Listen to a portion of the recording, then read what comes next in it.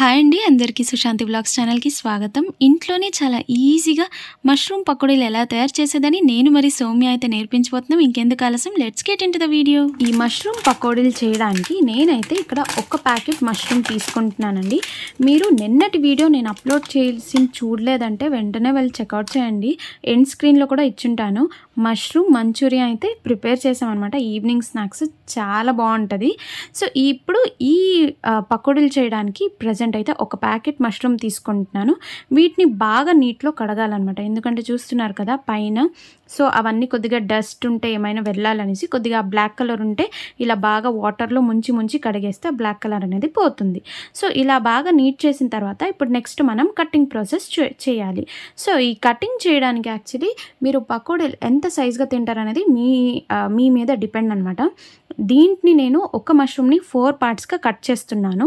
నిన్న నేను వీడియోలో చేసింది మష్రూమ్ మంచూరియన్కి నేను ఒక్క మష్రూమ్ని 2 పార్ట్స్ కింద డివైడ్ చేశాను అంతే. చూడండి, మీరు ఏ సైజ్ కావాలంటే ఆ సైజ్ని మీరు కట్ చేసుకోవచ్చు. ఈ పకోడీలకి చాలానే బాగుంటాయి అనమాట.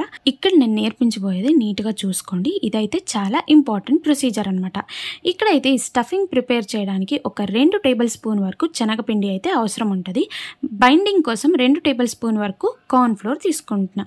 అలాగే ఇక్కడ మైదా పిండి కూడా చాలా అవసరం కాబట్టి ఇక్కడ నేను 2 టేబుల్ స్పూన్ వరకు మైదా పిండిని యాడ్ చేసుకుంటున్నాను. ఇక్కడ నేను ఎటువంటి కలర్స్ యాడ్ చేయడం లేదు, కబాబ్ పౌడర్ యాడ్ చేస్తున్నాను. అలాగే ఒక 1/2 టేబుల్ స్పూన్ అంతగా అల్లం తెల్లుల్లి పేస్ట్, కారం మీకు రుచికి తగినంతగా మీరు తీసుకోండి. చిటికెడు పసుపు కూడా యాడ్ చేస్తున్నాను. సో వీటన్నిటిని కొద్దిగా ఎన్హాన్స్ చేసింది అనమాట టేస్ట్. అలాగే ఒక 1/2 టేబుల్ స్పూన్ అంతగా గరం మసాలా పొడి, రుచికి తగినంతగా సాల్ట్. ఇక్కడ మనకి టేస్ట్ రెట్టింపు అవ్వడానికి రీజన్ ఏంటంటే ఈ నిమ్మకాయ అనమాట. సో ఒక 1/2 నిమ్మకాయని ఇలా మంచిగా పిండేసి ఇలా ఒకసారి కలిపేసి కొద్దిగా వాటర్ వేస్తూ మీరు ఇలా వీటిని విస్క్తో ఇలా కలపండి. మీరు ఎక్కువ వాటర్ ఒకేసారి వేస్తారనుకోండి చాలా పుర్రుగా అయిపోతుంది, అప్పుడు పకోడీలు అనేవి బాగా రాదు. అలాగే ఈ పకోడీలకి మంచి ఈ మష్రూమ్ అనేది బైండింగ్ కావాలంటే చూసుకొని మీరు వాటర్ అనేది యాడ్ చేసుకోవాలి. ఇప్పుడు మనం మష్రూమ్స్ కట్ చేసిన వేసేసి మంచిగా మేము మిక్స్ చేయాలి. ఇక్కడ మీరు మిక్స్ చేసినప్పుడు బైండింగ్ మంచిగా అవ్వాలి. సో వీటిని ఇప్పుడైతే నేను ఒక 10 మినిట్స్ రెస్ట్ చేయడానికి వదిలేస్తున్నాను అనమాట. ఇక్కడైతే నేను సౌమ్య అలా ఫైటింగ్ చేస్తున్నాము. సో ఆ ఫైటింగ్ చేసిన బిట్ కూడా అలానే పెట్టేశాను అనమాట. ఇద్దరు కలిసి చేస్తున్నాం కదా మరి వంట, అలాంటప్పుడు కొద్దిగా ఫైటింగ్ అవుతుంది. సో ఇప్పుడైతే ఇలా కాగిన నూనెలో ఇలా పకోడీలు వేసేసి ఇలా తింటుంటే అండి నిజంగా టేస్ట్ అయితే అద్రిపోతుంది.